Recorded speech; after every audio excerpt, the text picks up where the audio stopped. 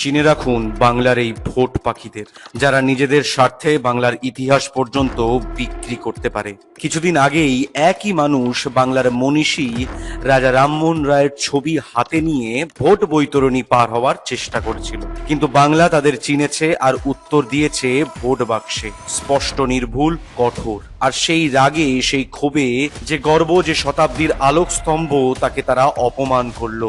রাজা রামমোহন রায়, যিনি সারা জীবন মানব কল্যাণে নিজের সব কিছু দান করেছেন, যিনি সতীদাহ প্রথার মতো ঘৃণা প্রথা বন্ধ করেছিলেন, যিনি নারী শিক্ষার সূচনা করেছিলেন, যিনি আধুনিক ভারতের ভিত্তি গড়েছিলেন। আর বিজেপির কিছু নেতা বাংলার এই মহাপুরুষকে বলল ব্রিটিশদের দালাল। राजा राममोहन राय भी थे, वो भी अंग्रेजों के दलाल के रूप में देश में काम करते रहे हैं। এটাই তাদের বাংলার প্রতি মনোভাব, এটাই তাদের বাঙালির প্রতি অসম্মান। বাংলা সব দেখে, সব বোঝে, আর অপমান ভুলতে শেখেনি কখনো। কিছুদিন পর আবার আসবে বাংলা দখলের স্বপ্ন নিয়ে, মিথ্যে প্রতিশ্রুতি, ভয় দেখানো, বিভাজন, সব নিয়ে। কিন্তু বাংলা প্রস্তুত।